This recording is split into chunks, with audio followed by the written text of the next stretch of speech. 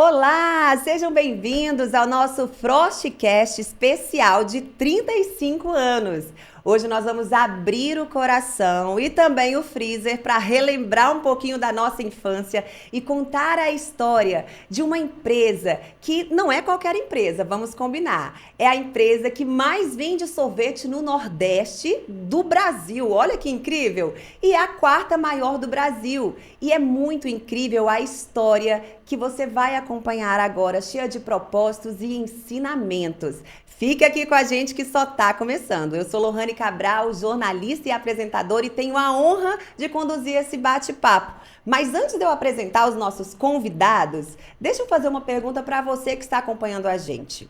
Se fosse para você escolher, você preferia um pássaro na mão ou dois voando? Eita, que quem vai responder essa pergunta são os nossos convidados maravilhosos. Que honra, gente! Eu tô falando aqui do seu Edgar Segantini Júnior, né, o CEO da Frost, e também Edgar Felipe Segantini, que é o diretor executivo dessa marca, que é um sucesso, gente. Eu tô encantada, de verdade, cada vez que eu conheço mais a história de vocês. Sejam bem-vindos. Obrigado, Lohane. Um prazer estar aqui nesse primeiro episódio do Frostcast. E a gente está com muita expectativa, não só desse episódio, mas de contar toda a história por meio disso, né? Apresentando um pouco do caminho que a gente seguiu até aqui e do que a gente pensa em trilhar para frente também. Prazer estar aqui. Prazer. Seu Júnior, a gente já começa falando sobre isso, né? É o primeiro pai que é Júnior. É o mesmo nome, Edgar, mas o Júnior é o pai. Isso sempre gera uma confusão na cabeça de todo mundo, né? Sim, sim. Até porque penso que o Felipe vai ser mais velho que eu, né? É. Na verdade, não. Bom, mas é um prazer estar aqui com vocês, viu? Eu já quero começar fazendo uma pergunta para o senhor, porque a história é longa, né? Sim. Eu quero saber como foi e o que trouxe esse paulista lá de Sertãozinho para o Ceará. Foi a vontade de estar perto da praia, né? E ter um lugar o ano todo quente para vender sorvete. Olha Né? aí Meu que negócio era legal. vender sorvete, então o Ceará, né? A terra do sol, não tinha lugar melhor. Então vamos iniciar do início, né? Você já tinha um trabalho com sorvetes onde você morava, quando você chegou no Ceará e conheceu a Frost, não é isso? Exatamente. Eu comecei em 1990 no interior de São Paulo, né? Na época eu fazia faculdade.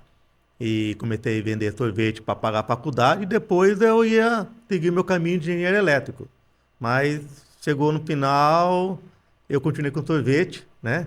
E hoje eu estou pagando a faculdade dos meninos. E muito bem paga, né, por sinal. Isso.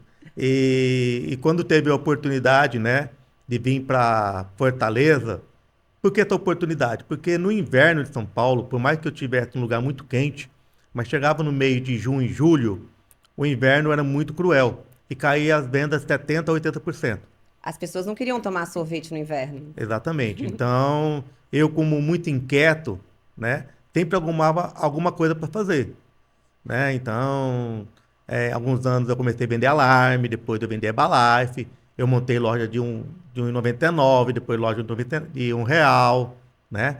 Mas toda vez que aquecia, né, começava o calor mais forte em outubro, eu largava tudo para ficar com sorvete. Então havia uma paixão muito grande pelo sorvete, né, desde pequeno, e até de consumir também, né? A gente consome muito nosso produto.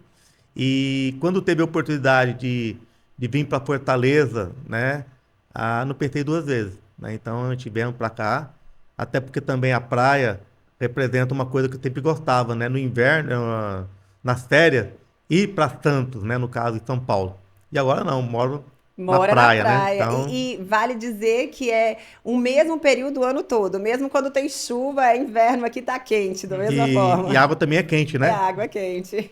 Muito bom. E assim, o Felipe já existia nessa época, lá em Sertãozinho também, né, Isso, eu Felipe? nasci em Sertãozinho, vim para cá com um ano.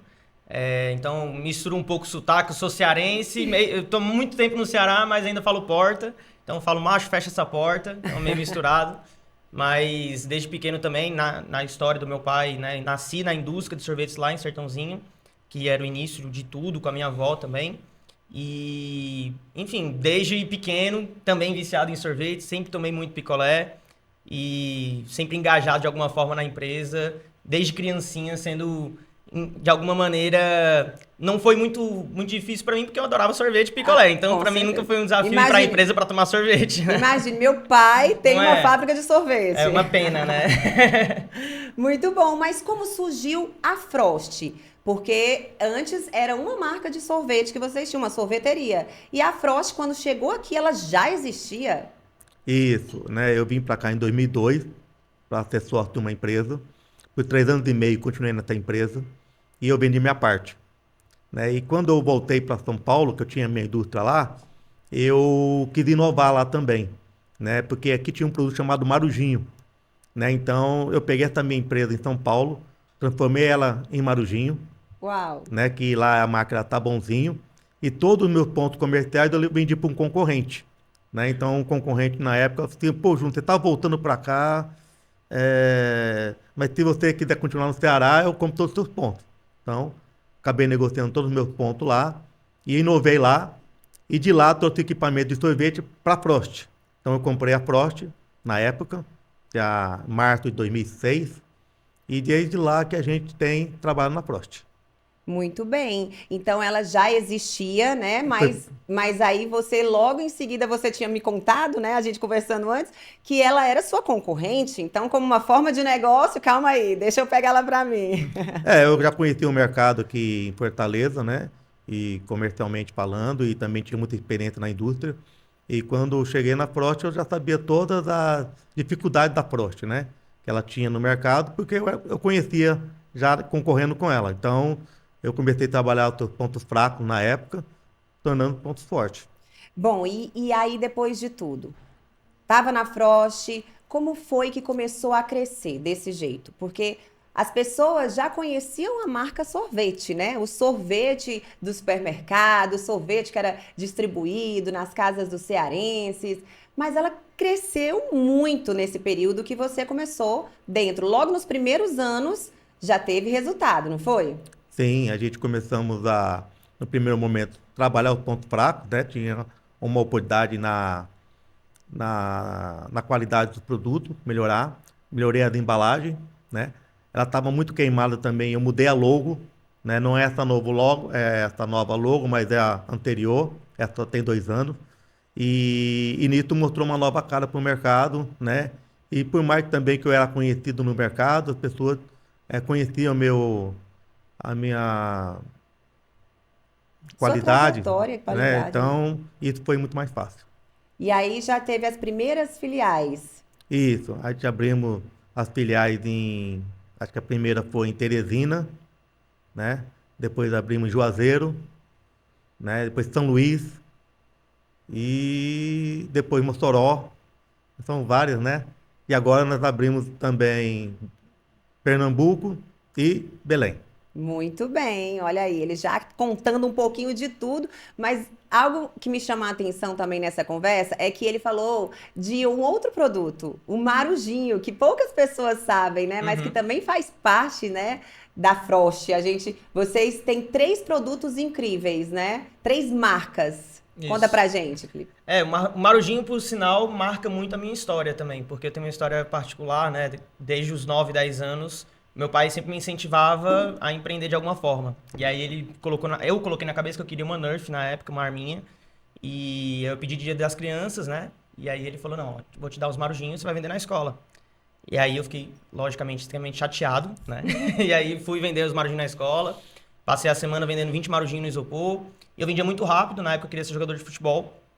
E aí quando eu voltei na sexta-feira, eu já tinha vendido uns 100 marujinhos.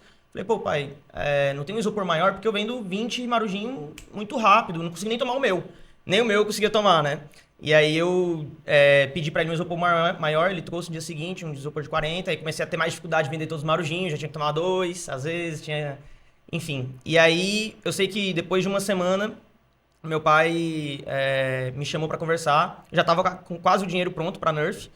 E aí o meu pai me cobrou os marujinhos, o CPV dos marujinhos, né? Ele me deu uma lição que os marujinhos não eram de graça. Que aí eu tinha que pagar o isopor, cada marujinho era 30 centavos, tinha que cobrar. Minha mãe, na época, ficou extremamente revoltada, obviamente, né? "Ah, você já fez o menino vender marujinho?" Ele, não, mas ele tem que aprender o valor do custo do produto. Como é que ele não... Não existe produto se não comprar o produto, né? Então, assim, desde criança, por meio do marujinho, né? O sachê na época, foi bem na época que meu pai tinha acabado de comprar a marujinho, a marca. Eu, de alguma maneira, aprendi muita coisa através desse produto, que é super campeão aqui, é uma marca que realmente é praticamente sinônimo de categoria aqui no Ceará, né? O marujinho, o sachê. Mas aí depois a compra da marujinho também, em 2010 ali, teve várias inovações dentro da própria marca. Então hoje tem picolé, tem o sundae, e hoje a gente também não tem só a marca Frost e Marujinho, também temos a marca Zecas, que também operacionaliza, né? A gente distribui, comercializa e fabrica todos os produtos da marca Zecas, que é uma marca muito grande lá de Pernambuco, que já concorreu com a gente também. Então, assim, a história da Frost, né, como um todo, ela vem de muita aquisição, muito trabalho duro, de fato, e de trazer a marca para o realmente valor que ela tem, né? Então, viver o nosso propósito, que é surpreender todas as pessoas com sabores irresistíveis. E realmente vocês estão fazendo isso com muita excelência. Mas durante toda essa história, né, teve um ponto marco, que foi a fábrica em Maracanaú. Queria que você explicasse um pouquinho dessa época. Então, a Frota começou na Aldeota, né? Isso em 90. Em 96, ela foi para o Passaré, uma área de 2.500 metros quadrados.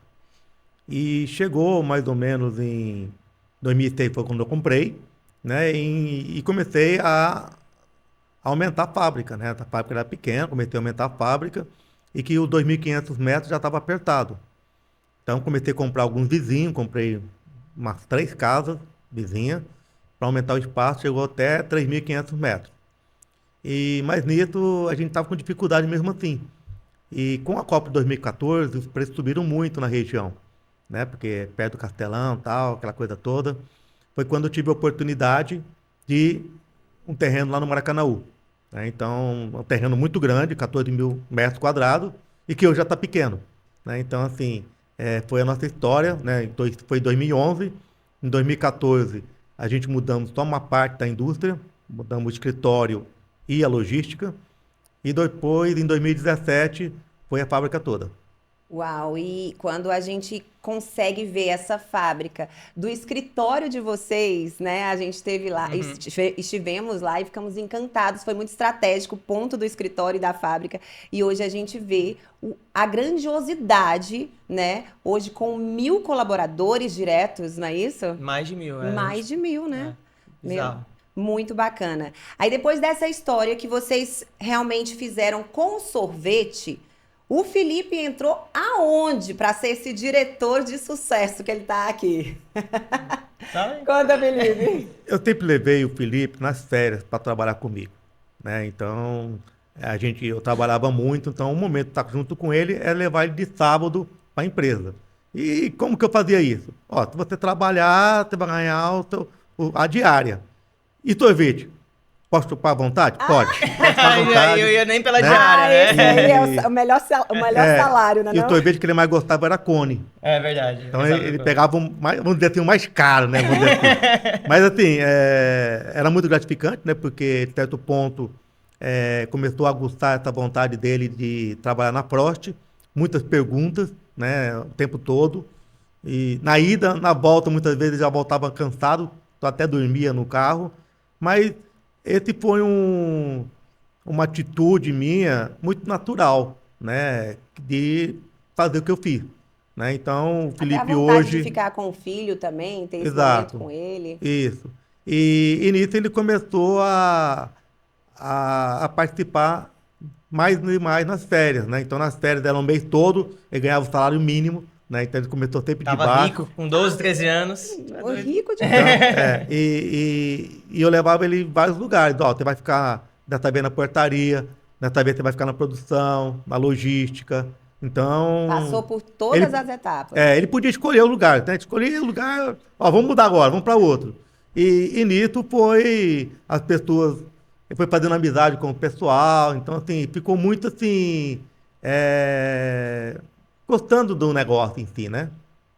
E aí, Felipe, como é que foi, assim, a ideia que surgiu as paletas também? Que você tem uma história... Sim.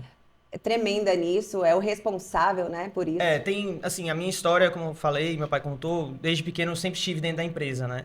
E tem vários projetos que a Frost de hoje olha para trás e que, de alguma maneira, eu estive dentro do início, lá do início mesmo. Então, desde o primeiro roteirizador da empresa, que eu estava lá na implantação, porque antigamente a gente pegava um mapa, aí olhava, ó, o ponto aqui, depois a gente vai para essa rota, chama o motorista que está desalinhado dessa rota. Então, assim, muitas coisas eu peguei e, como eu sempre fui muito curioso, sempre questionava muito, né, meu pai. E foi uma forma de aprender muito fácil. Mas eu sempre percebi também que meu pai tinha um desafio, porque ele é um empreendedor nato, né? Um cara que começou lá de baixo, do zero, e assim, querendo ou não, tem muita raça. E eu percebi que, querendo ou não, do ponto de vista técnico, meu pai nunca foi o cara que parou para estudar sobre isso, por exemplo, né? Ele fez engenharia elétrica. E eu sabia que, de alguma maneira, eu queria ter uma coisa além do que meu pai poderia me dar, que é estratégia e tudo mais, que eu poderia aprender com ele. Estava aprendendo muito tempo, mas do ponto de vista da teoria, eu queria também estudar um pouco mais, né? E aí minha mãe sempre deu muita liberdade para eu escolher o que eu quisesse. E ela falava, ó, meu filho vai ser o que ele quiser. Se quiser fazer medicina, ser advogado, pode fazer o que quiser. Aí meu pai sempre falava, né? Não, ele pode fazer o que ele quiser. Tem o financeiro, tem a logística, tem a indústria, tem o comercial. Ele pode fazer o que ele quiser. Aqui dentro da Frost, né? Então, assim, eu sempre, por mais que fosse brincadeira, eu sempre entendi que seria muito bom para mim que eu escolhesse algo que realmente fizesse sentido, que naquela época e hoje, né, um negócio da família, um negócio que meu pai, trabalhou tantos anos, vive e ama isso e que eu, querendo ou não, já estava me comprometendo cada vez mais ao longo do tempo. E aí, quando eu fiz 17 anos, né, a gente trocava muita ideia, meu pai sempre me ouviu bastante, sempre quis saber a minha opinião. E aí eu tive a vontade, e ele percebeu que era uma oportunidade de abrir as lojas, né? E aí, que não era uma sorveteria, que era o que ele já tinha trabalhado lá na década de 90, né, na sorveteria por quilo, que na verdade era um modelo diferente, um modelo de atacado, para que a pessoa pudesse ir na loja, levar para sua casa, para consumir em casa. E não existia picolés para levar para casa, sorvetes, quando existia, estava no supermercado, que era onde a gente já tinha venda. E aí meu pai entendeu que loja dava muito trabalho. Ele já tinha tido essa experiência. E aí ele falou assim, Felipe, eu não quero tocar nada de operação de loja, mas acredito no negócio, posso te ajudar, a gente faz todo o processo junto, ele que desenhou praticamente a loja junto comigo. Então, a loja antiga, lá atrás, você vai ver as ondinhas, por exemplo, porque meu pai falava assim, essas tem que ter as ondinhas, porque lá na Ice Quilo, na década de 90, eu fiz as ondinhas, e as ondinhas ficavam massa e tal. Então, assim, tudo foi inspirado por ele, querendo ou não, ele apoiou demais nesse projeto, estava junto desde o início, ele e minha mãe também, inclusive. Até porque eu tive que ser emancipado para abrir esse CNPJ, inclusive. Muito novo, né? Exatamente. 17 anos. E aí a gente abriu 2 lojas, né? Que foi a Washington Soares e o Zé Walter. Deu tudo errado, né? Passados 6 meses, a gente não tinha lucro nenhum, pelo contrário, estava devendo mais uma loja para o meu pai. Aí é onde nós vamos entrar naquela pergunta que eu fiz no início, né? Sim. Aqui do podcast. Perfeito. Mais vale um pássaro na mão ou 2 voando? Que foi uma pergunta que teve presente na sua vida completa, sim, na vida de vocês, não é isso? É isso, assim, meu pai sempre... Na verdade, meu pai estava até comentando comigo que quem é a autora dessa brincadeira aí é minha avó, né? Então, minha avó que começou tudo isso, Dona Neuza, que brincava de alguma forma, mas ela, apesar de brincar com isso, ela sempre foi muito segura, ela escolhia sempre pássaro na mão. Mas a gente tem uma brincadeira que é o seguinte, aqui na Frost, a gente prefere sempre escolher 2 voando. Por quê? Porque isso tem uma visão de longo prazo, é um valor nosso. A gente acredita que não está errado em você escolher um pássaro na mão, mas você não aceitar que você pode ter a opção de buscar o segundo, talvez seja um problema. Né? E se você tem a capacidade de enxergar a visão de longo prazo, como que vai estar o segundo passarinho, aonde vai estar, que eu tô com a melhor, sei lá, arma para pegar o passarinho, seja lá o que for, eu confio em mim mesmo. Então eu acredito que eu escolho 2 voando porque eu sei que um pelo menos eu pego. Então meu pai sempre contava essa história desde criança. E aí, em vários momentos da história, a gente escolheu 2 pássaros voando, né? Então esse foi um deles realmente, da loja. Eu lembro claramente de uma reunião, depois de 6 meses das inaugurações, eu peguei a DRE da empresa, né? O balanço da empresa, eu vi que tava devendo mais uma loja pro meu pai, eu falei assim, cara... Aí foi uma reunião bem dura, porque a gente acreditava no negócio. Apesar de tudo, ficava aquela decepção, né, de tipo, não tá dando certo, mas a gente acredita que vai dar certo. Por quê? Cara, a gente acredita, sabe? Aí ele chegou, pai, eu sei a solução. Como que é a solução, filho? Abrir mais 3 lojas. 2 não deram certo, eu sei a solução, abrir mais 3 lojas. E aí tinha argumentação, não foi aleatório, né? Eu falava, cara, primeiro esse ponto aqui acho que não é o melhor, tem tal situação, e talvez esse outro ponto a gente tem que abrir num outro bairro, fazer tal coisa. Será que a gente tá botando os freezers certos? Vamos mudar, vamos botar uma tabela, vamos comunicar de forma diferente. A gente não fazia inauguração nessa época. Então, assim, a gente foi aprendendo com essas 2 lojas. Aí viraram 6, que viraram 10, 20, 30, até hoje, toda inauguração, toda loja que a gente aprende com esses erros. Né? Por quê? Porque no final do dia, a melhor forma de aprender, a melhor forma de ser escalável e de ter visão de longo prazo. Quando eu lá atrás imaginei que quando a gente chegou em 5 lojas, né, ali em 2019, 20, comecinho de 2020, antes da pandemia ainda, eu achava que o teto era 30 lojas. Eu achava assim, cara, quando tiver 30 lojas, o negócio vai ser gigantesco a ponto de eu não conhecer as pessoas. Olha que loucura, não sei quantas lojas eu tenho mais. Eu achava isso muito bizarro. E ninguém acreditava. Na época que quando tinha 6 lojas, que a gente ia chegar a 30. Só que em 2020 para 2021 a gente chegou em 30. Né? Então foi muito rápido. Então as coisas aconteceram muito rápidas. E com relação à inovação, né, principalmente de produto, que é o que as pessoas hoje conhecem, né? As pessoas conhecem os nossos produtos, não conhecem a nossa história necessariamente, né? Então, toda a linha dessa época, desde 2019 ali, a gente não tinha quase nada do que hoje é presente nas lojas, né? Então, paleta, toda a linha do caseiro foi reformulada, a linha dos kids foi reformulada, a linha dos extrusados, a linha Gold não existia. Então, assim, são todos os co-brandings, né? Lucas Neto, Miraculous e todos os outros que a gente também faz, foram demandas e necessidades que a gente foi construindo ao longo do tempo por causa das lojas também. Então, de fato, as lojas fez uma mudança cultural da própria empresa, que também é outro valor nosso, que é o foco no cliente, que é, basicamente, a gente ouvir, de fato, o consumidor final, que é o cara que consome os nossos produtos. Porque é muito chato você ir numa loja e ouvir da própria loja, que é uma loja própria, por exemplo, que, cara, tá faltando tal produto. Pô, é muito mais chato do que você ouvir do comprador, que o consumidor final não reclama pro comprador. Então, assim, foi uma das formas também da indústria realmente observar o consumidor final. E não só o comprador, só o revendedor. Então, assim, a gente se aproximou muito do nosso cliente e as lojas também foi uma abertura de portas que a gente teve ao longo desse caminhada para também desenvolver produtos melhores e destinados para isso.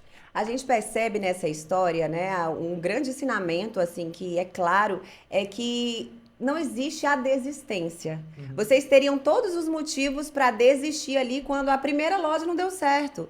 Mas, pelo contrário, foi aí que vocês foram em frente mesmo, né? Então, aí precisou de muita coragem, de muita ousadia e, claro, de estratégia. Sim. Que é essa mesma que você falou, de saber o que os clientes estão pedindo, prestar atenção nos erros, melhorar em cada, né, etapa. Um exemplo bom, Lohane, que eu lembrei agora que eu adoro falar, nessas 2 lojas, o conceito de atacado que a gente criou na época era a partir de R$20.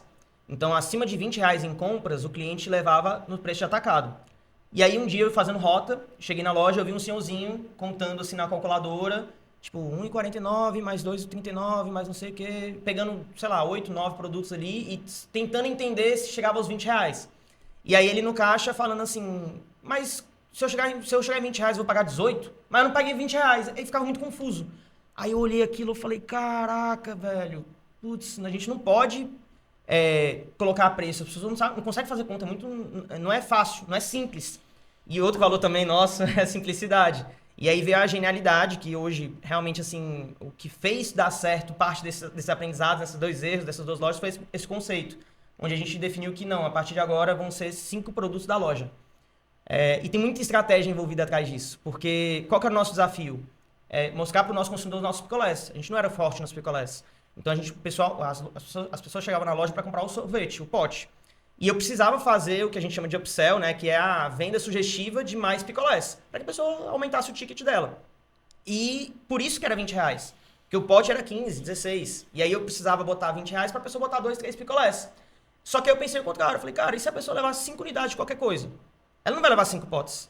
Ela vai levar 1, 2 potes e 3 picolés. Vai chegar no mesmo objetivo que eu quero e de uma forma muito mais simples. Uma mensagem muito mais clara e um atacado que não existe. Porque as pessoas chegavam na loja e falavam assim, onde é que eu tomo sorvete? Não, aqui você não toma, você vai levar para casa. O cara, ficava frustrado, né? Então, a gente conseguia reverter essa ideia e esse conceito da loja através justamente dos 5 unidades, para que ele entendesse que faz sentido levar 5 produtos para casa. Então, esses aprendizados, é mais um exemplo, né? A gente não escolhe os 2 pássaros voando porque eles estão voando. Não, a gente entende que faz sentido porque a gente, no mínimo, não vai pegar. E o segundo é quase certeza, porque a gente já calculou os erros, a gente já entendeu os aprendizados, a gente sabe o que está fazendo. Óbvio, não deixa de ter muita coragem para tomar uma decisão assim, né? Exatamente. E, seu Edgar, assim, o senhor também foi muito corajoso, né? Porque seu filho muito novo teve uma ideia e você abraçou essa ideia. Assim, o que que você fala, assim, até mesmo hoje para os pais que estão aí assistindo a gente? Eu acredito muito nisso, porque você deu oportunidade para o seu filho, acreditou no que ele falou e deu certo, né? Sempre tinha respaldo, né? Eu estava perto, eu acompanhava, né? E de certo ponto eu também fui esse menino também que, né, que queria os 2 voando. Então minha mãe falou assim: você tá com muita sede ao pote. Ou você tá. Vale mais um na mão do que 2 voando. Eu quero os 2 voando. Então eu sempre fui assim, e a minha mãe é que me patrocinava. Então, quer dizer, eu precisava, tinha uma ideia, né, de empreender, e quem que ia financiar? Eu não tinha caixa, né? Então, minha mãe que me emprestava o dinheiro e eu depois tinha que devolver para ela, né? Com E juros. muitas vezes, Juros. mas não paguei juros não. Mas assim, mas muitas vezes a minha mãe sempre entrou no negócio comigo. Então, por exemplo, hoje a minha mãe tem 30% da Frost. Uau, Então, que quer dizer, legal. ela nunca deixou de ter o dedinho dela ali. Sim. Então, ela sempre acreditou, né, nos 2 passarinhos voando. E você só replicou isso de geração em geração. É assim que a Frost é, né? Exatamente. É uma tradição, é uma replicação do que é bom e de todos esses ensinamentos. Eu tô aqui de olho já querendo o meu picolé Frost, porque Né? eu tenho o meu preferido. Na verdade, eu acho que todos nós temos os preferidos. Agora, são vários que as pessoas gostam, são vários marcos na história de vocês. Veio o primeiro sorvete, as máquinas, né? A compra das primeiras máquinas, que eu acho que é algo interessante da gente falar também. E aí, antes e depois veio a pandemia, que foi, na verdade, um momento onde muitas empresas, infelizmente, encerraram suas atividades e vocês tiveram um crescimento absurdo. E nós vamos chegar aí, tá bom? Eu vou pegar o meu picolé e eu quero que o senhor Edgar conte para mim essa questão das máquinas. Vocês tiveram um marco específico na fábrica também, através de uma máquina hoje que é tecnologia internacional, não é isso? É isso.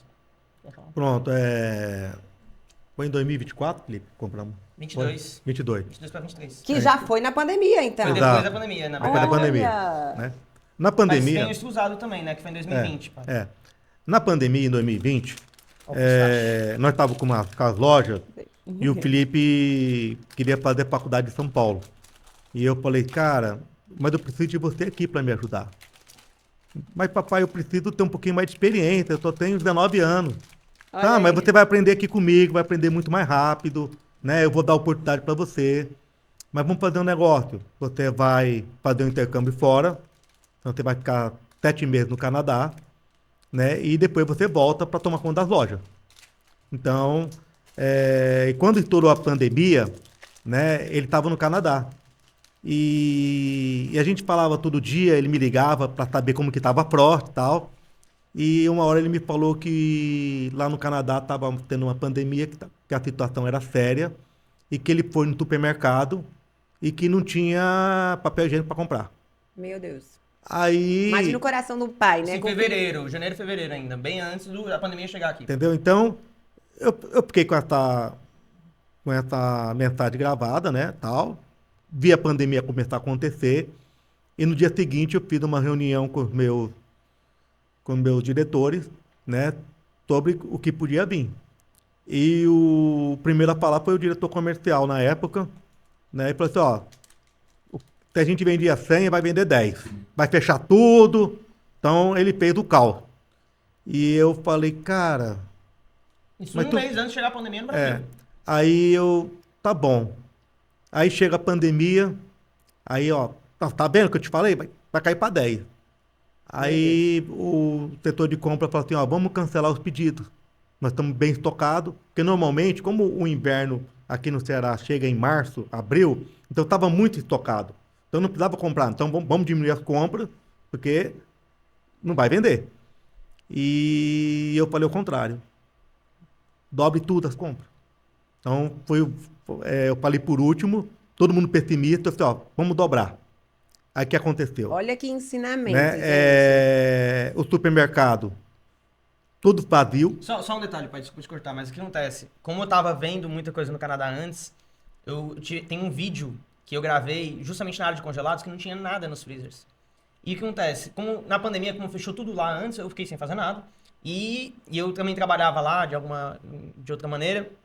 E eu ligava pro meu pai e falava assim, pai, não tem nada pra fazer, tá tudo fechado. Tipo, não tem shopping, não tem restaurante. E estão me dando dinheiro, né? O governo estava dando dinheiro pra muitas pessoas pra ficar em casa. Então, assim, a galera vai torrar onde? No supermercado. Porque só o supermercado tá aberto. Então, assim, a gente já tinha, de alguma forma, essa noção, mas ainda assim a gente tinha que juntar todo mundo pra pegar a opinião de todo mundo. E era uma crise que ninguém tava sentindo ainda. E tinha uma discussão que a gente foi o pioneiro, do ponto de vista da indústria, sentar com todo mundo, né? Porque a maioria das pessoas estavam lá discutindo isso lá em março, quando aconteceu. A gente já estava em fevereiro, no tático de fevereiro lá, conversando sobre uma possível pandemia. Então, quando de fato aconteceu, a decisão já estava tomada. No sentido de, gente, a gente vai vender muito mais, na verdade. A gente acredita que no supermercado vai ter lá um freezer do nosso concorrente, o concorrente não vai estar preparado, vai vender o freezer dele e a gente vai ter que colocar produto no freezer dele. Porque ele não vai ter produto para entregar, porque a gente vai estar preparado. Então foi mais um momento onde, de fato, a gente teve muita ousadia de tomar uma decisão que era completamente irracional, no sentido de, tipo, ninguém acreditava nessa ideia, né? Muito bom. E aí, onde vendia um freezer, comecei a vender 4. Abasteceu todos os concorrentes. E isso foi em 2020. Em 2020, houve a oportunidade de comprar essa máquina que é a extrusora, que a gente faz do Picolé Gold. Então, assim, a gente conseguiu comprar num preço muito bom. E foi o primeiro picolé de vocês? A gente terceirizava o Gold, né? Terceirizava o Gold. E agora nós estamos fabricando e com muito mais qualidade e com custo menor. Mas foi o primeiro picolé usado produzido pela Frost. Isso. Né? Depois veio a LY, que é a Vamos marca... explicar pro pessoal, o Gold é aquele que tem explica. Vamos lá. A capinha, ele tá por aqui. Tô tomando um pura fruta de cajá, certo? Que tem apenas 24 calorias, sem açúcar. E eu estou com o pistache. Pistache tem açúcar. Só veio depois. Mas vale a pena, vale super. Muito. Não vale, não Ai, tem meu erro. Deus, é o meu preferido. Não tem erro. Então é o seguinte, esses picolés, eles são feitos na nossa máquina que é a LY, que é essa máquina que a gente trouxe da China. É um picolé que a gente chama que é um moldado, né? Então, basicamente, ele é dosado numa forma, onde a forma está banhada numa salmoura, que é uma concentração de água com sal para diminuir o ponto de congelamento da água. E aí congela de fora para dentro. A extrusora, que são os picolés Gold, não sei se não tem nenhum aqui, que são os extrusados, ele é de fato um sorvete no palito. Então ele faz dentro de uma produtora de sorvete, como se fosse o sorvete dele, que é a calda, e aí ele corta essa calda, insere um palito e vai para um túnel de congelamento. Então ele é um produto mais cremoso, com mais doçor, e que a gente também traz os produtos voltados para sobremesa nele. Então, por exemplo, lá é onde tem o petit gâteau, leitinho trufado, frutas vermelhas, que são produtos que incríveis e é da linha Gold, né? Que é essa máquina que o meu pai tá contando a história de 2020, final de 2020. Que também tem na linha Marujinho, né? Mas que é o picolé com cobertura na Marujinho. E com essa ousadia, a gente começou a fazer outras ousadias. Então, o Felipe acabou chegando em abril de 2020 e eu falei para ele assim, ó, vamos abrir loja em Teresina. Eu dei uma passada lá, vai nesses lugares aqui, ó, vai nessa rua, e veja um ponto lá.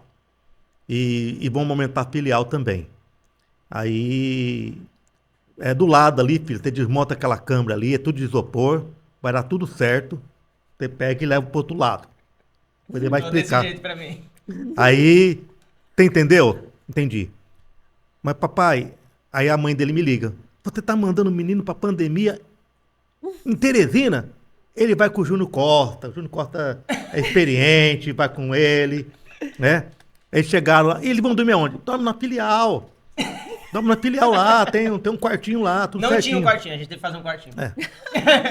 E aí, eles guardaram o carro e levaram os 4 pneus, as 4 rodas do carro. Lá na filial. No primeiro dia. Meu Deus. Então, e assim, aí é uma oportunidade, porque aí ele chegou para alugar esses pontos E muitas pessoas, comércios estavam fechando, né? E foi a oportunidade de a gente alugar com preço especial o ponto, né? E o ponto está desocupado e a gente conseguir carência ainda nos pontos para fazer reforma. Uau. Então, coisa que anteriormente à pandemia a gente não conseguia, né? E começamos a fazer esse tipo de mudanças. Principalmente a nossa loja aqui da Orton Soares, ela no lado. Hoje, no Via Sul ali, em frente ao shopping Via Sul. E hoje nós estamos na esquina. Então nós fizemos essa mudança muito fácil. Porque a esquina é muito melhor que no meio do quarteirão. Então apareceu muitas oportunidades, enquanto que muitas pessoas, né, estavam retraindo, né? E a gente teve essa coragem, ou Vocês loucura, foram como se fala. avançando. E a gente acreditava muito nisso e tanto que estamos aí, né? E qual foi a estratégia também, além dessa de muita ousadia, né, de dobrar a produção, a estratégia também que vocês usaram muito, que foi uma novidade, foi o próprio iFood. Sim. Então, né, foi tudo muito rápido, né? A pandemia pra gente foi, assim, uma intensidade astronômica. Como meu pai disse, em julho de 2020 eu tava em Teresina montando uma filial e 3, 4 lojas na época lá em Teresina. Porque, o que acontece, né? Nessa época, a gente tinha essas 6 lojas e dessas 6 lojas, as 4 últimas que a gente abriu já tava vendendo e dando muito certo. E aí a gente falou assim, cara, tá dando certo aqui no Ceará. Foi aí que meu pai falou assim, ó, mas a gente é mais conhecido no Ceará. Você tem que ver se a gente dá certo lá no Piauí. Lá no Piauí a gente não é tão conhecido. Então vai testar lá, aproveita, muda a filial. Pra mim foi uma experiência gigante, assim. Tem muitas histórias fora as que meu pai contou dessa época, muito engraçadas. E assim, de fato, eu era o cara querendo não dar loucura dentro da empresa, porque eu chegava estudando muitos cases, muitas ideias de fora, por exemplo, né? Então eu estudava muito o case da Amazon, né? Da Uber e tal, e eu chegava falando assim, galera, a gente vai comprar no futuro tudo online e tal, vai chegar aqui, o pessoal vai injetar dinheiro para dar cupom para todo mundo baixar aplicativo e a gente tem que estar posicionado e tal. E eu era um ET, dentro da empresa falando isso. Era o sonhador. Era o louco, assim, cara, esse cara tá maluco, como assim? Não tô entendendo, velho, vai pedir sorvete para entregar em casa, no iFood. E, na época eu tava lançando o iFood lá em São Paulo. E aí a gente foi a primeira sorveteria, a primeira empresa de sobremesa a entrar no iFood no Nordeste. E com essas 6 lojas. E eu lembro que em janeiro de 2020, a gente teve uma venda, assim, absurda. E aí a gente já estava muito bem posicionado também antes da pandemia. E quando chegou a pandemia, aí estourou, né? Graças a Deus a gente não teve um impacto nas lojas, apesar de estarem fechadas, a gente poderia vender como Dark Kitchen, né? Que é justamente vender só para a plataforma, né? Para o iFood no caso, na época. E a gente conseguiu manter os custos praticamente. Então a gente conseguia, além de abrir as lojas, esperando que a pandemia, quando voltasse, a gente pudesse abri-las de fato, porque eu abri na pandemia, a gente abriu várias lojas, mais de 10 lojas de porta fechada, com balão pra fora, o cardápio dizendo, sejam bem-vindos, não pode entrar, desculpa, mas escolha seus produtos daqui que a gente te deixa lá na sua casa. Então, assim, foi uma experiência caótica pra todo mundo, creio eu, mas, de fato, pra gente foi uma oportunidade que a gente agarrou na época e começou a exponencializar, né, todo o restante. Então, a plataforma digital, de alguma forma, também ajudou muito nessa caminhada também. Eu lembro que em Fortaleza, né, e quando a pandemia estava acontecendo, então as pessoas começaram a prestar atenção assim, não, tira o marketing, né? Tira o marketing, porque é a única coisa que a gente pode tirar aqui. Uhum. E depois que continuou, aí todo mundo vai pro marketing de novo, vai para as redes sociais de novo. E foram chegando várias coisas lá em casa, né? E a gente ajudando, a família toda ajudando a divulgar e tudo. Quando eu recebo realmente umas paletas deliciosas que marcou a minha, na verdade, lá em casa marcou isso.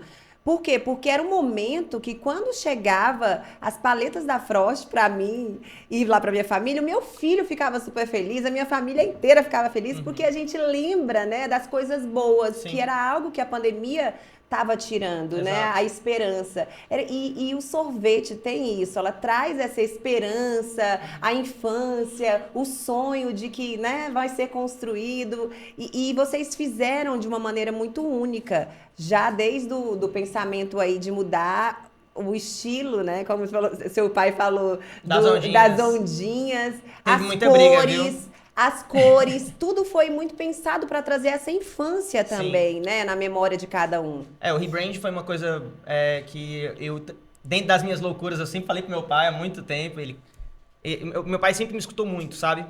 A gente brigava muito no sentido de discutir muito, mas a gente sabia que a gente estava alinhado no mesmo objetivo. Então, a gente, querendo ou não, discutia pra caramba, mas a gente estava alinhado ali no final do dia de, cara, tá tudo bem, eu penso diferente, ou não, vamos se alinhar melhor aqui, dar os seus argumentos que eu dou os meus. E eu questionava muito essa questão do rebranding que a gente tinha que fazer, né? E na cabeça do meu pai, era mudar logo, era só mudar logo, e não, cara, rebranding não é só isso, tem uma série de desdobramentos, uma série de coisas, planejamento estratégico, os valores, missão, visão, e tudo isso a gente já, de certa forma, já tinha, e a gente veio aprimorando e melhorando a nossa própria cultura, né? Porque a cultura existe, independente de você pensar nela ou não. Mas a gente, quando foi mais intencional nisso, a gente realmente entendeu. E não foi só Hoje meu pai entende um pouco mais, ele fala, cara, rebrand não foi só ter tirado o azul e botou o verde, mudou a logo, né? E tem uma história super curiosa, tá, Lohane? Que quando a gente viu essa primeira logo, né? Cara, foi um momento muito mágico, foi uma história muito engraçada. Vou contar essa história que é muito engraçada. Pois conte, queremos saber. Porque a gente tava numa reunião super importante, imagina só, a gente, tava lá anos numa marca super conhecida e tal, a gente tava fazendo um movimento de apresentação, a gente contratou uma agência, tudo, e aí teve a apresentação da logo, e aí tinha 70 slides antes, que não era a logo. E meu pai lá esperando, né? A logo, cadê a logo? Eu não tô entendendo, a logo não vai mudar e tal, e tinha um monte de slide, mostrando as cores, isso tudo que você falou, né? Um pouco sobre a infância, a fonte. E o cara preocupado comigo, sabe? Porque, rapaz, será que o Júnior vai deixar mudar logo? E aí a gente falando um pouco sobre todo o processo, né? E vendo, enfim, mas tava todo mundo ansioso pra ver como é que ia ficar, né? E aí na hora que apareceu, eu particularmente, assim, nos primeiros 2 segundos com silêncio, assim, e eu adorei. Falei, caraca, velho, genial, é isso, faz sentido demais, eu tô vendo o sorvete e tal. Aí meu pai, em 2 segundos depois, ué, mas parece uma nuvem. Aí eu, caraca, velho, não pode, como assim, uma logo de sorvete que parece uma nuvem, né, cara? Como é que pode uma empresa de sorvete que tem toda a história do Ceará, o sol, né? E uma nuvem. E pensar em chover, nuvem e tal. E aí desconstruiu tudo que eu pensei nos 2 primeiros segundos. Eu falei, cara, não pode e tal. Só que ao longo das semanas a gente foi refletindo e realmente isso encaixa muito com o que a gente é. Né? Todos os símbolos, as coisas que a gente vive hoje tem muito a ver e cada vez fica mais claro para todo mundo. Porque não adianta ficar claro só pra gente. Né? Tem que ficar claro para os nossos colaboradores, para os clientes, de forma geral, tanto os consumidores finais quanto os revendedores, tabelas, enfim, tem uma série de desdobramentos que no final do dia fazem com que a gente chegue mais próximo do nosso cliente, conecte ele e surpreenda ele de alguma forma, que é o nosso propósito também, né? Muito bem. E em relação a dados, assim, nesse período, né, teve a pandemia, uma crescente, quando era para vocês, como outras empresas, né, deixarem de funcionar ou diminuir, vocês aumentaram, tiveram mais lojas. E o que aconteceu? Qual foi o resultado disso depois da pandemia? Foi crescimento constante, né? Aumentamos produção, aumentamos câmara fria, aumentamos caminhões, fomos contratando pessoas, né? Fomos fazendo produtos novos. Assim, não para, né? Então, a velocidade foi mais exponencial também, né? Então, além de ser veloz, a gente fomos bem mais exponencial nos volumes. Para ter uma ideia, Lohane, assim, a nível de números, né? A gente em 2018 para 2021 a gente crescia ali em média de 35, no máximo 25, desculpa, por cento ao ano. E depois da pandemia a gente foi para 50% ao ano. Então, tem um dado, né, que é o CAGR, que é os últimos 5 anos de crescimento, a gente cresce todo ano, em média, 30 a 35% por ano, né? Então, assim, é uma empresa que dobra a cada 2 anos e meio, 3 anos. Então, assim, quem tá dentro, quem tá fora, todo mundo tem que evoluir muito rápido. E como é que é feita essa produção para tanta coisa? Então, a gente tem muita frente, né? Então, por exemplo, do ponto de vista produtivo, a gente tem hoje algumas máquinas diferentes que produzem desde essa época. Então, muitas linhas que foram crescendo, receita dentro da empresa, foram linhas que a gente adquiriu máquinas novas, como a gente comentou, né? Então, extrusado, a ALY, que faz esses picolés, o restante dos picolés. E que faz quantos picolés? Faz 20 mil picolé por hora. 20 mil É. picolés por hora, gente. É uma Isso loucura, é um né? dado É rápido, incrível, né? É incrível. bem legal. É. E são poucas máquinas dessa No aqui Brasil, assim, menos de 10 com certeza tem esse nível de produção, né? Então, assim, a gente está num... E, assim, a nível de automatização também, nível de equipe, o time da indústria, engajamento, nível de dados. A gente é uma empresa realmente referência, não só para o mercado de sorvete, porque o mercado de sorvete ele é um mercado também não muito evoluído, né? Mas a nível industrial, por exemplo, no Ceará, a gente tem algumas referências que são nossas. Muitas outras indústrias do Ceará falam assim, cara, eu quero visitar a Frost porque eles são bons nisso. E no mercado de sorvetes isso é muito raro, né? Então é um motivo de orgulho para a gente também estar numa região que é Maracanaú, que é industrial, e de alguma maneira também se tornar referência para outras indústrias que não são do nosso ramo, né? Então é muito impactante, bem legal. E aí teve esse crescimento, né? E as lojas, Felipe, você tinha um sonho, né? Era de ter 30 lojas. Isso. Quando chegou aí, você parou na quinta loja. Conta pra gente, como é que Então, chegou nessas daí? o que acontece? Quando a gente tinha umas 10 lojas, mais ou menos, minha mãe me ajudava a fazer o caixa das lojas, né? Então, minha mãe era minha monitorista, ela passava nas lojas recolhendo caixa, contava todo o dinheiro do caixa e ia depositar. E aí, um dia eu cheguei em casa e eu falei assim, mãe, vamos ter 30 lojas. Aí ela, mas Felipe, pra que tudo isso? É muito trabalho e tal. Aí eu, caraca, velho, minha mãe não acredita, não pensa e tal. E aí são perspectivas diferentes, né? Minha mãe também tem um viés diferente do nosso. E aí eu imaginava que não ia ser mais trabalho. Eu teria que ter coisas diferentes. Então eu precisava mudar coisas das minhas 10 lojas atualmente, de gestão, de liderança e tudo mais, para que eu pudesse ter 30 lojas. Então, exemplos, né? Pô, como é que eu vou implantar 30 lojas? Porque até então, eu que treinava as meninas da loja. Eu que ensinava. A gente tinha alguns conteúdos da qualidade, entrevistas e tudo mais, mas no final das contas a gente estava ali tocando o dia a dia da operação. E tinha que ter um setor de implantação agora. Quem que vai treinar todas as colaboradoras que vão abrir? Porque a gente vai abrir uma loja por mês. Cara, uma loja por mês é uma loucura, entendeu? A fábrica ficava com o seu pai e você com as Isso, lojas. Vale exatamente. dizer que era algo separado.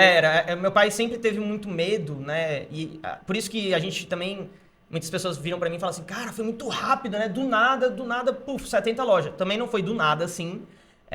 Mas a gente também fez questão de nunca falar muito, porque a gente queria comer pelas beiradas, né? No sentido de que a gente tinha receio, sim, de que fosse um negócio disruptivo, que e que a gente, como pioneiro, como inovador, a gente tivesse pessoas copiando, ou até mesmo riscos do nosso próprio negócio, que era um grande receio, né? Porque como é que eu vou estar vendendo para o supermercado e tendo uma loja lá fora vendendo meus produtos? Como é que vai ser essa relação? Né? Então, acabou que a sábia decisão do meu pai na época foi justamente, Felipe, se esse negócio das lojas for internalizado pela fábrica, pela indústria, não vai crescer, não vai avançar como poderia se fosse um negócio que fosse seu. É o negócio do Felipe, ele tá tocando lá e tal, e ele me dava liberdade para tocar, de certa forma, mas eu tinha que ter eu tinha dependência total da fábrica, porque os produtos eram da fábrica, o suporte era da fábrica, então tinha que muita coisa avançar na fábrica por causa das lojas também. Então, culturalmente mudou muito. E aí, um belo dia, eu desenhei um projeto que meu pai falou assim, pai, a gente vai ter 30 lojas, e vai ser assim, ó, vai ser nesses estados, né, Piauí, Maranhão, Ceará. E aí passou uma semana, eu refletindo sobre aquele projeto que eu tinha apresentado para ele, e eu falei, cara, 30 lojas é pouco. Porque, ó, a gente já tá no Rio Grande do Norte, Maranhão, Piauí, Ceará, Pernambuco, a gente vai estar em Pernambuco? Como assim não vai estar em Pernambuco? Só em Pernambuco cabe X mais 20 lojas. E aí eu redesenhei o projeto para fazer 100 lojas. E aí nesse projeto de 100 lojas, estava presente em 9 estados do país, né? Então, eu acreditava que precisava de 9 estados para fazer 100 lojas. Apresentei pro meu pai, apresentei pra gerência na época. E aí todo mundo ficou tipo, cara, esse moleque tá louco, entendeu? Isso não vai existir nunca, não tem como chegar. Como assim alguém vai comprar picolé para levar para casa? Como é que ele vai... enfim, não existe essa realidade, né? Porque na época a gente tinha 15 lojas. E aí foi acontecendo, quando eu cheguei em 30, a gente teve esse marco, né, de que era impossível quase chegar em 30 lojas. Isso em quanto tempo? A gente chegou em 30 lojas em 2021, eu acho. Em 2021, no final talvez no segundo semestre, isso. E aí, quando a gente chegou em 30 lojas, a gente em 22 falou assim, cara, a gente vai chegar em 60. Pô, duvidaram que a gente ia fazer 30, como é que a gente vai chegar em 60, 50? E aí, quando eu cheguei próximo ali das 30 lojas, eu percebi que eu estava completamente enganado no projeto de 100 lojas. Porque eu entendi que cabia 50 lojas só no Ceará, no mínimo. E, pô, se cabe 50 lojas no Ceará, eu não preciso de 9 estados para ter 100 lojas. E aí eu redesenhei os estados que fariam sentido com a nossa visão, que na época foi desenhada exatamente para isso, que a gente entendeu que a gente queria ser a marca mais conhecida, e mais consumida e mais lembrada do Nordeste.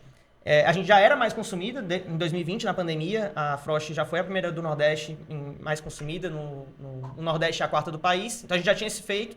Mas a gente estava longe de ser a mais lembrada, até porque a gente não estava em todos os estados. E aí eu redesenhei o projeto para estar em todos os estados do Nordeste. E aí chegou num número mágico de lojas, com base nas métricas que eu estava estudando, de 222 lojas. E aí eu falei assim, galera, esse é o projeto, essa é a visão, a gente vai chegar nos 3 patinhos numa lagoa. E aí toda vez que eu chegava pra alguém, uma pessoa nova chegava, eu falava assim, tu conhece os 3 patinhos numa lagoa? O cara ficava, tipo, perdido, zonzo, né? Falava, cara, o projeto é ter 222 lojas. O cara, putz, cara, genial, massa. E aí, de fato... Já está quase lá, né? Já estamos com 138 hoje. De fato... E aí vem mais uma loucura, né? Isso em 2022 eu desenhei esse número. E 2022 tinha 2022, né? E aí eu falei, cara, tem que ter uma meta, mas tem que ter um quando. Quando que a gente vai chegar em 222 lojas? Aí foi aí que eu falei, cara, a gente tá em 2022, a gente chega em 2026. Porque 2026 é 2 vezes 3. Cara, 3 partes de uma lagoa tem que ser 2026. E aí coloquei essa meta que era impossível. Era completamente impossível, assim, era de fato absurda. E hoje, a gente tá quase no final do ano, de fato, teve milhares de desafios no meio do caminho que a gente não imaginava. De fato, é uma meta extremamente audaciosa, que a gente não tinha imaginado que seria... Era o segundo passarinho voando, talvez, lá em 22, quando a gente falou esse número, a gente achava, cara, legal, massa, vamos esperar esse ano fechar, e a gente não acreditava tanto, e hoje que tá chegando mais próximo, a gente fala assim, caraca, velho, realmente a gente consegue fazer isso, dá pra chegar lá, e atingir essa visão, que realmente foi um processo muito longo de conhecimento da indústria, da história da empresa, enfim, de muita mudança, e muitas coisas vieram dessas decisões que a gente tomou lá atrás, e ainda tem muito pra vir, com certeza. Com certeza. E, seu Edgar, quando deu em 30 lojas, teve uma transição importante, né? Tem. Porque o Felipe agia como que a loja fosse dele. E eu tinha que trazer ele para a Frost. Porque a Frost era um negócio maior. E aí eu chamei um rapaz que eu conhecia, né? Que ele tinha acabado de sair de uma empresa, trabalhava com franquia. E eu disse, vou chamar esse rapaz para a gente conversar. Mas para quê? Para ficar no seu lugar. Aí ele não gostou muito, né? Não gostou muito. Mas, não, deixa eu chamar o rapaz daqui, vamos conversar com ele. Até porque você precisa me ajudar aqui. Então, a gente conversamos na época com o rapaz, ele entrou no lugar do Felipe, né? O Felipe treinou ele. E depois o Felipe veio me ajudar na empresa. Né? Porque, para a gente ter mais audacioso, tinha muitas... na indústria, tinha muitos pontos fracos. Né? Tinha que melhorar muita coisa. Então, o Felipe veio me ajudar para a gente mudar isso aí. E foi onde também cresceu ainda mais, né? Porque a visão dos dois juntos realmente tá fazendo com que a empresa seja cada vez mais sucesso, né? Porque na época nós teve o apelido, né? A experiência e a inovação. Ah, então, muito bem! E assim, e quando o Felipe fala, né? Nesta época, a gente queria o mesmo objetivo, mas na hora de fazer o planejamento, porque filho, faz assim. Não, papai, tem que chamar o pessoal para fazer um comitê, tem que escrever, tem que pôr data. Para você tá muito fácil, mas, cara... Meu pai chegava e falava assim, não, vamos comprar leite, vamos fazer planejamento de compra de leite, fazer não sei o quê. Ele pegava um papel de pão, assim, chamava o cara, quanto tem de estoque, fazer umas contas. Caraca, velho. Como é que... Porque, no final das contas, foi uma decisão muito acertada do meu pai, mas foi quase que obrigatório, né? Eu sair da loja ali 100% e focar, porque eu já estava muito envolvido. Porque, de fato, para chegar em 30 lojas, para chegar nessas próximas caminhadas que a gente fez, muita coisa da indústria teve que mudar. No sentido de olhar, de observar, de operação, então, os nossos caminhões, uma série de frentes. Então, de certa forma, estava muito envolvido e realmente a gente teve esse desafio onde meu pai falou assim, cara, eu preciso de ajuda do lado de cá agora e a gente precisa unificar o negócio. Porque culturalmente já estava tendo um outro problema, que era, não, as lojas não é da Frost. Que na verdade não era da Frost. E assim, culturalmente a gente também teve que passar por esse outro momento de unificação de uma Frost só, onde a loja era o mesmo negócio da Marujinho, que era o mesmo negócio da Frost. Então foi muito importante esse processo, porque eu fiz do 0 a 1, digamos assim, nas lojas, e agora para fazer o 2 pro 3 junto com a Frost e chegar até o 10, tinha que unificar os negócios. Então foi quando a gente realmente decidiu.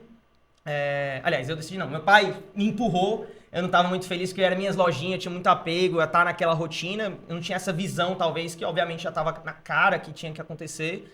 Mas aí foi quando ele falou assim, cara, preciso de ajuda aqui, a gente precisa avançar nesses temas. E foi quando a gente unificou o negócio como um todo. E foi quando se tornou a primeira no Nordeste, né?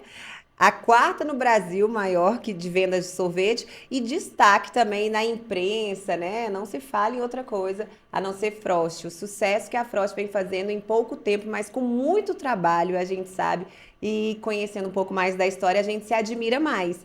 E durante esse período teve vários marcos de produtos, Sim. né? Então são vários produtos que a gente tem aqui. Vamos falar desses últimos marcos e lançamentos? Vamos. Assim, tem uma trajetória interessante que foi um dos comitês que meu pai falou, o comitê de P&D, né? Que hoje é o nosso comitê de visão de longo prazo, que é o nosso valor.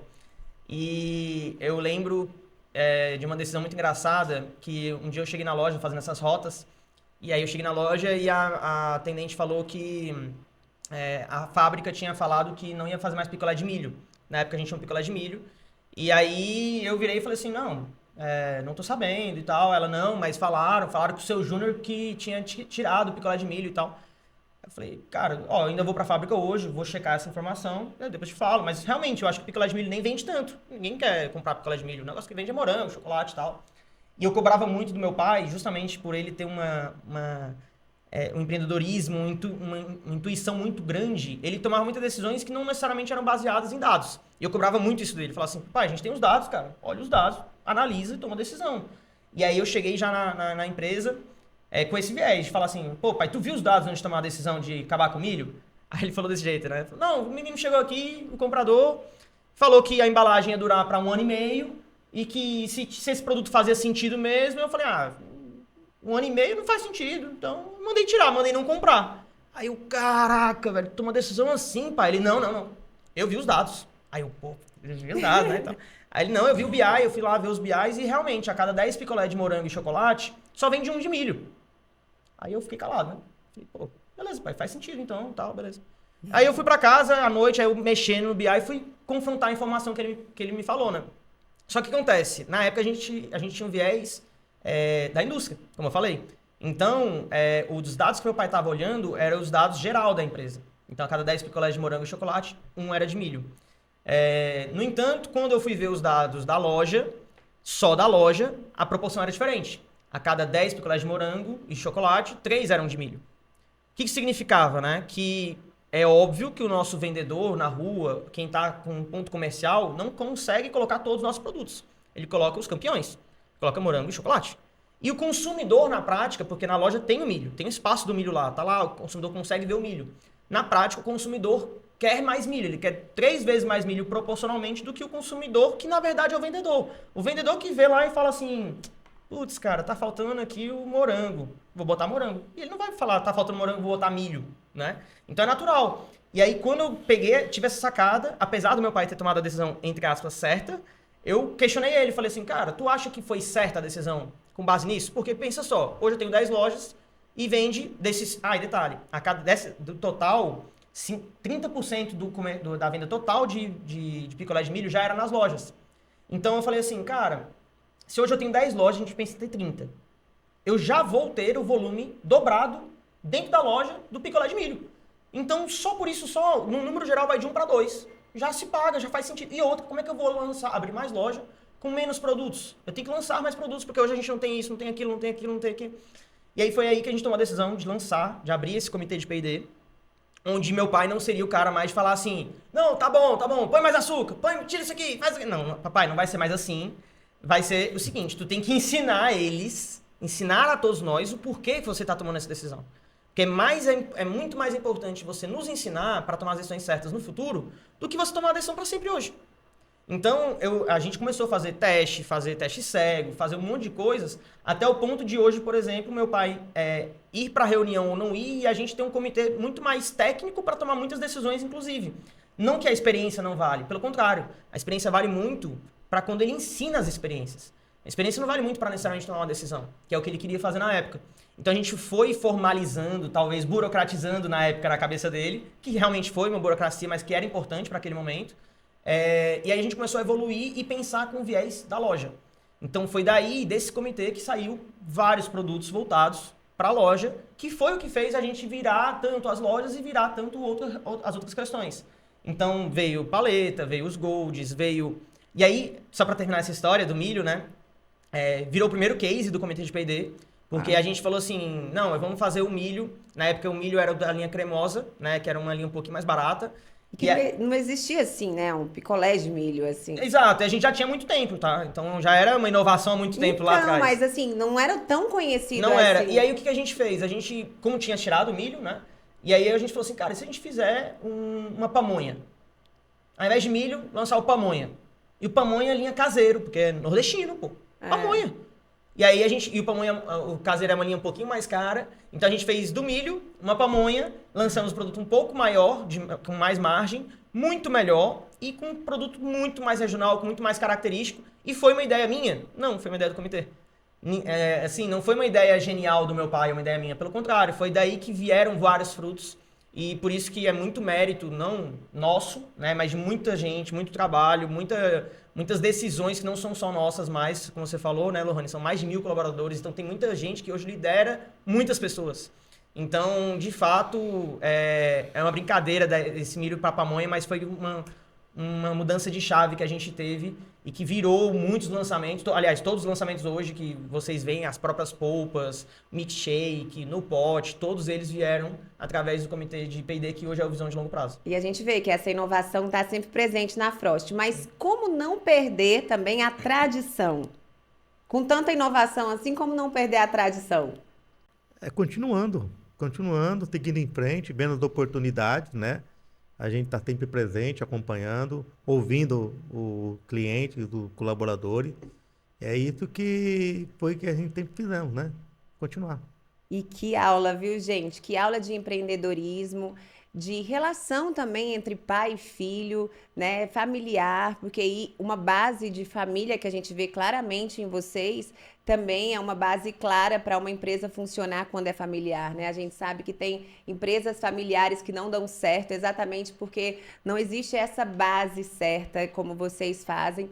E a gente fica muito feliz e aprende muito com essa história que é cheia de propósitos e ensinamentos, como eu sempre falei aqui, já iniciei o podcast falando, mas eu vou fazer um bate e volta. Tá? Bem rápido com vocês para a gente poder entender alguns detalhes a mais, porque a história é grande. Não é à toa que a gente está aqui falando de 35 anos, né? De sucesso, 35 anos de missão cumprida, 35 anos de inovação, 35 anos, sabe, de muito trabalho e muita resiliência. Mas eu já quero preparar aqui com vocês isso. E aí é um bate-volta. Okay. Pode ser? Estão preparados? Vamos lá. Vamos lá. Primeiro a gente vai ficar mostrando aqui imagens, né? Atuais e antigas também, para vocês conhecerem um pouquinho aí da Frost, da equipe. A gente vê as pessoas usando máscara, né? Na época da pandemia, as lojas, a equipe, né? Uma equipe realmente que ama o que faz. Vocês conseguem trazer esse pertencimento. É a sorveteria do meu pai, lá em São Paulo. Ai, que legal. Olha aí. As ondinhas ali, ó. As ondinhas já tinha, né? Olha que bacana. Muito bem, mas não para por aí. Então, eu vou fazer a pergunta e aí cada um responde uma vez, tá certo? Ok. Vamos lá. Um sabor que marcou. Napolitano. Por quê? É porque na época, quando eu comecei a fazer sorvete, o napolitano são 3 sabores. Né? E eu só tinha 2 máquinas. Essa história eu tenho que contar, gente. Só tinha 2 máquinas. Então, eu fazia o morango numa máquina e o nata no outro. Então, a gente pegava o pote, colocava o morango embaixo e o nata por cima. E guardava no freezer do lado. Aí, quando acabava de fazer os 2 sabores, a gente pegava uma máquina e fazia o chocolate. Aí, colocava por cima o chocolate e embalava. Aí, o pessoal ligava reclamando. Comprei o napolitano e veio chocolate. Não, meu amigo, só faz no buraco aí que o morango e o nata tá embaixo. Então você vai achar. Muito bom, gente. Quando o Felipe ficou sabendo disso, o que ele falou? Pai, você fez isso? Não acredito não, cara. É um absurdo. Ué, era a única opção que eu tinha na época, né? A gente que não Simplicidade, tinha... né? Fazer o que pode com o que, Com o que tem. né? Exatamente. Um desafio... Mas o meu picolé... então vai, faz. A minha paleta de leite entrufado, já tomei... Lembro quando a gente lançou a paleta de leite entrufado, eu passei, tipo assim, uns 60 dias tomando umas 3 por dia, 2 por dia, assim, sabe? Todo produto que lança, eu fico amarrado, assim, nele, fico viciado, tanto é que eu não tomo há muitos anos. Eu parei de tomar, não a paleta de leite entrufado, mas alguns que eu já enjoei, porque quando a gente lança, eu fico viciado. É o tempo todo, né? Eu imagino, viu? E você tem um ditado super legal que vale Exatamente. replicar aqui. Eu treino pra tomar sorvete. Eu só treino pra isso, não tem outro objetivo. Não, eu já peguei esse pra mim, viu? Vamos lá. Um desafio que virou aprendizado. Desafio que eu aprendizado. De diversos, né? Diverso. Lembramos agora aqui, hein? Se você Deixa lembrar, eu contar um. Conte. Vou contar um que foi a história que meu pai contou um pouco de Teresina, que eu não contei toda, né? Meu pai falou pra mim, como ele disse, né, que era... Não, Felipe, a mudança da filial é muito simples. Meu pai desenhou, inclusive ele desenhou até depois nas outras filiais com outro diretor nosso. Ele pegou um pacote de biscoito assim e falou assim, ó, Felipe, seguinte, é uma piscina, entendeu? É uma piscina, não é simples. Primeiro vem assim, depois põe assim, faz não sei o quê, aí vai botar ao redor aqui o tijolo, vai fazer... Aí você vai botar os painéis, painel isopor, é só montar, é um Lego. Ele me explicou desse jeito, né? Eu falei, pô, faz sentido demais. Experiência, né? Não vou questionar nada. Cheguei em Teresina, além de ter sido assaltado, de ter morado na filial por uma semana, além de todos esses perrengues, além de abrir as lojas e além de estar na pandemia.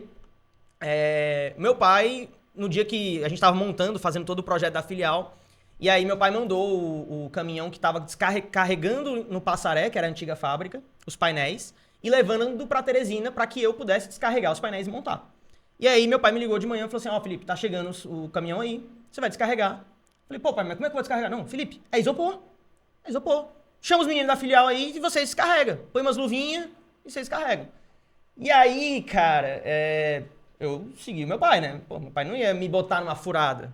Acontece que esses painéis supostos de isopor, eu descobri que estavam encharcados. E um isopor encharcado pesa pra caramba. Verdade. E aí, eu lembro de pegar as luvas, assim, chamar a galera da filial. E aí, cara, o mais engraçado foi o motorista, desceu do carro. Aí ele olhou assim, ficou procurando mais gente, né? Falou, vocês 4 que vão descarregar isso aqui? Rapaz, pra carregar, tinha uns 8. 8, 10 e diminuiu a gente ainda, né? Falou que a gente era tudo... Aí eu, cara, não, velho, meu pai falou que é isopor, pô. Isopor, vou pegar. Aí a gente pegou um painel menorzinho de 4 metros. Cara, eu cortei a luva, o outro cortou a mão. A gente quase não consegue arrastar o painel.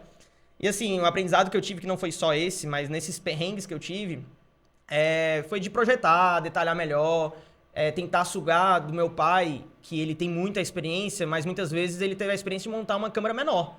E, cara, a câmera menor para uma câmera maior, por exemplo, envolve muito mais detalhe técnico, que tem que estar com procedimento definido. Padrões, projetos, e às vezes a gente economizava muito em coisas que não faziam sentido, e que a gente pagava o preço depois e não percebia. Então, eu acho que foi através desses perrengues, que não foi só um, que eu aprendi que, de fato, cara, às vezes não faz sentido economizar em algumas coisas, porque a gente precisa definir projetos, definir outros padrões, até porque a gente está numa nova fase. E eu aprendi com isso e, além de ter uma boa história para contar, porque foi muito engraçado, mas na época eu fiquei desesperado. Eu imagino. E uma conquista inesquecível? Foi dos freezer, né, que eu comentei com você.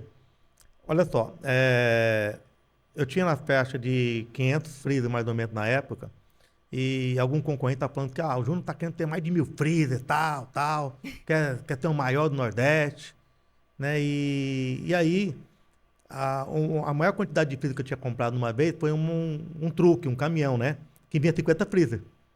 E dessa vez eu fui no banco, né, eu tinha ganhado um limite alto no banco lá, e eu peguei o limite e dividi por número de freezer, deu 311 freezer. Aí eu falei, então faz um... Aí eu falei pro banco, né, quem precisava, falei, me traz o pedido, né, para ver que a gente consegue aprovar. Tá bom. Aí eu fiz o pedido de 311 freezer e entreguei em 3 bancos. entreguei no Que já Santander. era muito, né? Muito, 311 o máximo que eu tinha comprado é 50. Meu Mas que o Deus. concorrente estava acreditando em mim, por que eu não ia acreditar? Então, peguei e fui para cima. Aí, né, comprei 311 freezer, né, e coloquei no Santander, no Banco do Brasil e na Caixa. O Santander aprovou em uma semana. Estava chegando aqui em Fortaleza, que tinha comprado o Banco Real, então estava com muito dinheiro, aprovou rapidinho. E eu cheguei lá e fechei com a Fricom na época, 311 freezer. E muito freezer para colocar, estava tudo no pátio. Eu coloquei aquela lona preta, porque não tinha de guardar, porque são 6 carretas, né? Então era muito freezer. E tinha que chegar tudo de uma vez só, porque o gerente do banco tinha que verificar que o freezer tinha chegado mesmo, tal, comprado. E estava lá. Pronto. Depois de 5 meses, o Banco do Brasil, né, que é muito mais burocrático, me ligou. Né? Isso foi em janeiro, em junho, mais ou menos, o Banco do Brasil me ligou de que tinha aprovado o crédito, 311 freezer. E nisso, o freezer já não era mais do mesmo valor. Né? Então, liguei pro rapaz da Fricom, ó, aprovou 311 freezer. Ah, mas quer que eu mudo o valor? Não, só está aprovado nesse valor. Não dá para aprovar no outro valor. Se for assim, você pode mandar. Aí ele aprovou, conversou com o dono da Fricom, aprovou, veio mais 311 freezer. E no apagar das luzes, né, daquele ano, a Caixa me liga, o gerente da Caixa me liga, ó, aprovamos o crédito. Olha aí. Aí, e o freezer já estava 20% mais caro. Então, quer dizer, era um baita do negócio para fechar aquele negócio de novo. Com certeza. Só que agora não dava para colocar mais no Não tinha pátio. onde colocar Não tanto tinha. freezer. Aí, a Fricom aprovou, né? Vai mandar os freezer no mesmo preço, no começo do ano, porque na época tinha uma inflaçãozinha. E aí, eu falei, vamos alugar um galpão agora para colocar freezer. Então, a gente conseguiu mais que dobrar a quantidade de freezer, né? Naquela época. E assim, era freezer para todo lado, né? Eu imagino. E o legal é que você falou logo no início, né? Realmente, se o concorrente está acreditando, Então, eu também tenho que acreditar. E olha, as palavras têm poder, viu, gente? Realmente foram quase 1000 freezers. Seus Exatamente. concorrentes estavam certos, viu? Aham. Que sucesso. Agora, um picolé. Picolé, palete de leite que falta. E para você? Ó, estão vários picolés, né? Estão vários picolés. Mas uma coisa que foi crucial é que quando eu comprei a Marujinho, né? A Marujinho era o sachê de iogurte. E os representantes, né, que vendiam os Marujinhos pra gente, trabalhavam com outro tipo de picolé. Então, um picolé mais simples. O Frost não, que era já mais caro. Então, aí foi quando eu lancei a linha Marujinho redondo, que é o caseiro, e o de cobertura. Uau. Então, isso elevou a marca Marujinho para outros patamares. Porque o picolé é bem mais caro do que o sachê, né? O sachê, em termos de unidade, é o mais vendido. Mas isso aumentou meu portfólio e fez grande diferença no faturamento. Arrasou. E eu quero mudar o meu, vou mudar pra pistache. O pistache Já que eu falei também palete de é um leite, sucesso. pistache é campeão. Uma meta. Olha só, eu sempre consegui minhas metas, né? Então, eu fiz o Empretec desde em 98, né? Isso deu muita coragem e confiança em mim. E eu comecei a escrever minhas metas, né? E cada ano eu tenho conseguido as metas, né? Muito mais do que eu imaginei, né? Então, por mais que hoje a Frost é a maior do Nordeste, no primeiro momento eu queria ser a maior do Ceará. Aí depois, agora vamos fazer maior um pouquinho. Então, hoje nós temos na meta 222 lojas, que é um desafio para a gente fazer o ano que vem, né? E a gente está firme que a gente tem condição de conseguir. Né? A gente já está vendo o segundo passarinho, já está chegando perto dele. Muito bem. Eu acho que as metas que a gente traça pessoais têm muita relação com o que a gente busca no profissional de alguma maneira, né? E a gente vive esse negócio de forma intensamente, assim. E acredito que essa visão que a gente colocou de ser a marca de sorvetes mais consumida e mais lembrada do Nordeste, lá atrás era um desafio imenso e hoje, como o pai tá falando, a gente já tá vendo o segundo passarinho e ainda assim é uma meta que a gente nem acredita que estamos chegando próximo. E é super desafiador e acredito que é o nosso maior desafio, pelo menos por enquanto. E uma dica crucial para quem quer seguir nessa vida de empreendedorismo? Coragem. Medo vai ter, mas tem que ter coragem. Bem, bem. E E tem com uma medo meta, mesmo, né? e tem uma meta relevante, aquilo que você realmente quer, entendeu? Se aquilo que você realmente quer é relevante, isso é muito importante para você saber onde quer chegar. Eu ia falar um pouco disso, né? Eu lembro que quando eu tive uma oportunidade muito grande de saber muito mais fácil, de alguma forma, o que eu queria fazer, né? Então, eu sempre fazia uma analogia de, cara, muitas pessoas, por exemplo, na faculdade vão estudar e falar, não, eu vou estudar como se eu fosse fazer medicina e depois eu passo em todas, eu escolho.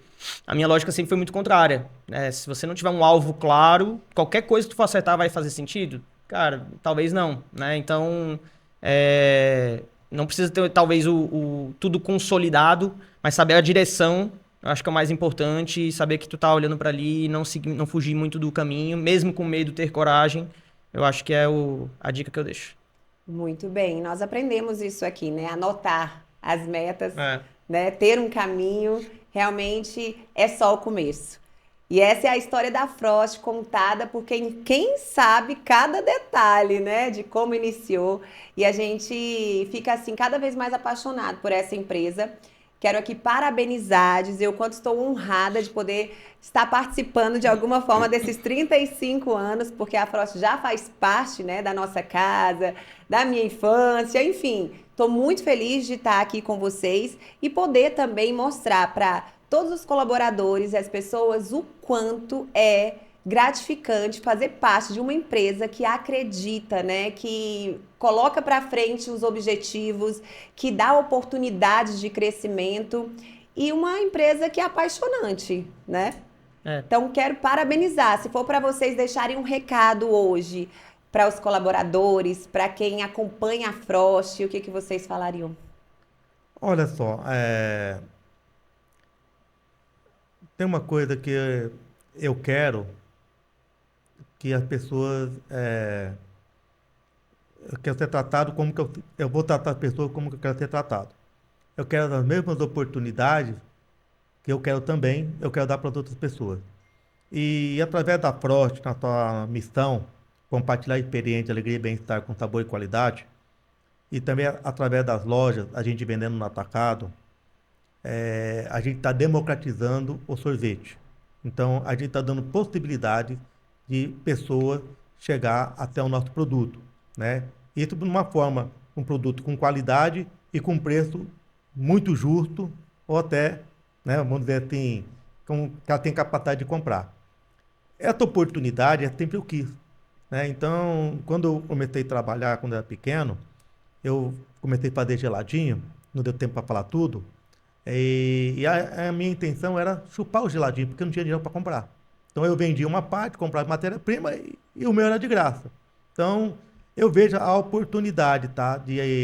A Frost, ela dá essa oportunidade para as pessoas se alimentarem, ter um produto de qualidade e levar alegria, felicidade, né? Eu acho que eu podia estar vendendo qualquer coisa, mas vender sorvete realmente traz muita satisfação, porque você traz essa alegria, essa leveza, né? E é um alimento, né? E muitas pessoas têm procurado nossos produtos. E isso faz do nosso trabalho ser eficiente, né? A gente focar nesse cliente porque ele está nos escolhendo. Então, eu acho que isso é muito importante. E você, Felipe? Lohane, primeiramente, obrigado por estar deixando esse espaço de alguma forma para a gente compartilhar um pouco da nossa história. Realmente tem muita coisa para falar, não dá para contar só um episódio. Mas eu acredito que, como meu pai falou, a gente tem muita oportunidade dentro de casa, tanto da Frost como no mercado. E acredito que, olhando para a nossa história dos 35 anos e olhando para tudo que a gente viveu, além da loucura, que a gente sempre fala, né? Tem um lema do Aí é Loucura, a gente entende e percebe que, de fato, é só o começo. E, assim, é só o começo para a Frost, é só o começo para um colaborador novo, é só o começo para quem está saindo, porque tem novas oportunidades também. A gente entende que a Frost é um trampolim para muitas pessoas, a gente entende que dentro da Frost é um trampolim para muitas histórias. Então, assim, realmente as pessoas têm a oportunidade dentro da Frost de virarem melhores mulheres, melhores homens, melhores pessoas que consigam ter reflexões não só sobre o trabalho ali dentro, mas que o sorvete seja uma forma de compartilhar essa alegria, não só no trabalho, através dos nossos produtos, mas dentro de casa de outras maneiras. Né? Então a gente entende que realmente as pessoas têm a gente tem esse privilégio de trabalhar isso dentro da nossa indústria e tem um desafio cultural de transformar isso do ponto de vista para todo mundo. Porque quanto mais a gente cresce também, mais desafiador é a gente conseguir conectar todo mundo, conseguir saber o nome de todo mundo, é impossível hoje já. Mas assim, a mensagem e a cultura, a missão continua a mesma. E a gente precisa desdobrar ela. Né? Então eu acredito que é só o começo de fato para todo mundo. E a gente tem uma oportunidade grande de projetar e planejar esses próximos anos, que tem muita coisa para fazer. Uma empresa de sucesso, uma empresa que segue princípios, uma empresa que segue valores reais, uma empresa que acredita no ser humano e na transformação. Essa é a Frost. E você que faz parte disso, sabe que você também é responsável por esse sucesso. E é só o começo, hein? É isso aí. Tchau, gente. Tchau, até o próximo. Valeu.